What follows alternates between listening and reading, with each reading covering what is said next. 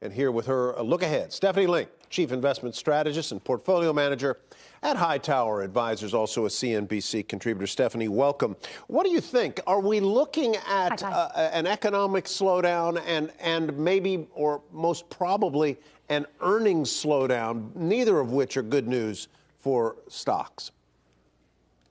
No, neither are good, but I would say that that's consensus, Tyler, that the Fed is going to be restrictive for longer and hold rates at a higher level. And I think that's what the market is kind of trying to digest at this point. What does that mean for economic growth in 6 to 12 months down the road, given the lag impact? And what does that mean for earnings? But the markets are down 20%. The Nasdaq's down 30%.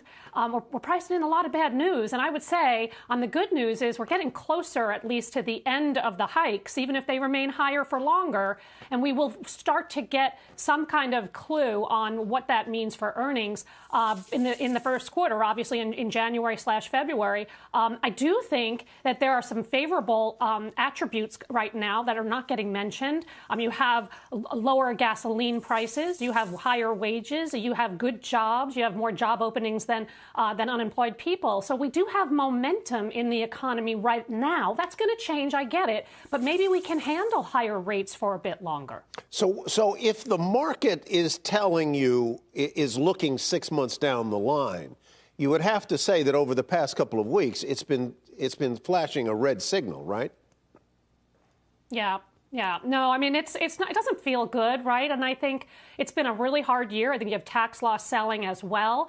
People forgot that you could lose money in bonds, and you're losing money in bonds as well as in stocks. So it's just been a crummy year all around. My only point is the market's a discounting mechanism. And perhaps maybe, just maybe, down 20% is telling you, okay, yeah, a slowdown is coming. We don't know if it's a recession or not. A slowdown is coming. And we have to figure out what happens with earnings. Let's talk about Nike. Steph, you think this is the biggest one to watch this week?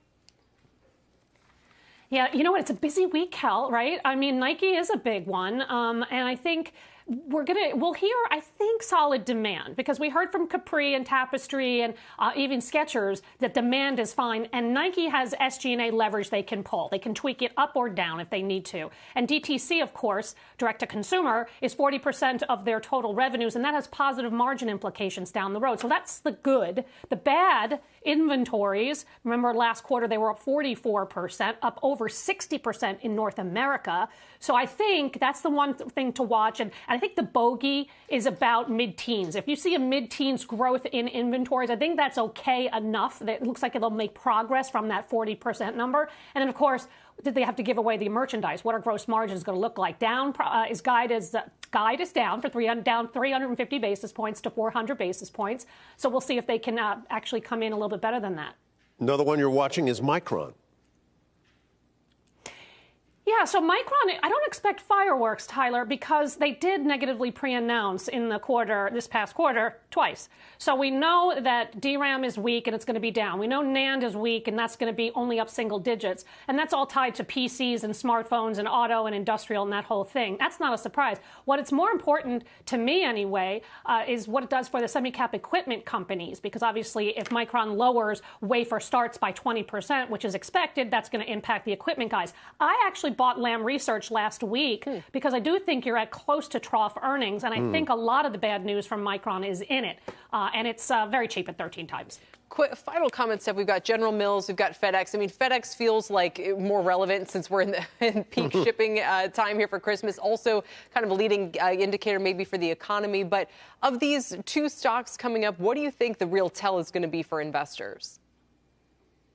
Well, for General Mills, it's all about their pet business. We know that J.M. Smuckers reported a month ago, and their pet business was up 9%. That's about 12% of their total revenue. And so can it hold the multiple that it has seen 21 times? It's up 28% of the year. FedEx is you're absolutely right. It is all macro. And it is about, they were a stay-at-home beneficiary. They had pricing power. What happens? Express is going to be weak, and ground is probably going to be strong. And what about their cost-cutting story that they have as well? So there's a lot of moving parts going on at FedEx. Yeah, exactly. And overall, you think we're going to feel better or worse about the market as we get through these reports?